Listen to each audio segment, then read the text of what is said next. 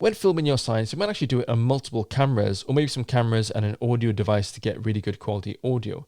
Then you're going to have to sync that up in post, in the edit. So let's have a look at how we do that in Filmora.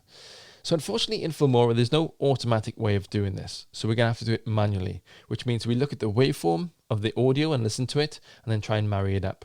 Now, a good top tip is if you're going to do a piece to camera, or if you're going to do like an interview, then if it's say like a 20-minute interview, just leave the camera and the audio recorder running for that full 20 minutes. So you only have to sync it up once. There's nothing worse than trying to sync up like 10 or 20 different 2-minute audio clips when you could just have that 20-minute clip and then put it all together and sync it up and then clip it up from there. So make your life easy and just do that in the first place. And then when you come into this, then your Filmora, we can drag this down this A-roll, put it on track 1. So we've got some audio there. Which isn't ideal. And then this is actually from the same clip, but imagine that it's a different audio clip from our good external recorder. Let's drag that in too. I'm going to put it onto the second audio. So the first audio timeline, the second audio. So this, we want to listen to it now and just see what it says.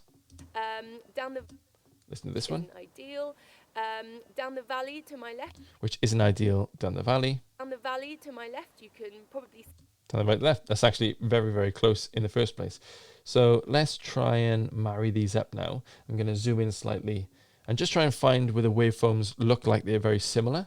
To try and find these different peaks, listening to it back. Down the valley to my left. Okay, so that doesn't sound like it's in the right place. Let's look for this. What are we finding? We want it. This is a very distinctive peak. Let's zoom back out. And this is what we're trying to do, is just make sure that we find little bits that look the same. Oh, this dagger and this dagger look the same. Okay, so let's try and put it there.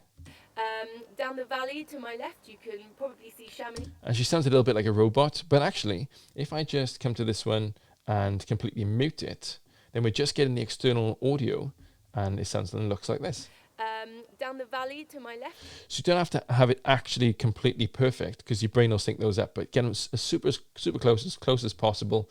And then we've taken the audio out of this already, so we're just left with the external audio for the entire clip. And you can see why, you know, you want to leave it run for all that time, because if you're going to have to go in and do that for every single clip every single time, it can get quite tiring quite quickly. So just let it run for the entirety of the 20 minutes of the interview or the piece to camera, and then go back in and just sync it up once, and then you can kind of link them together and then clip them up from there to make sure you've got good quality audio when you're making your science films.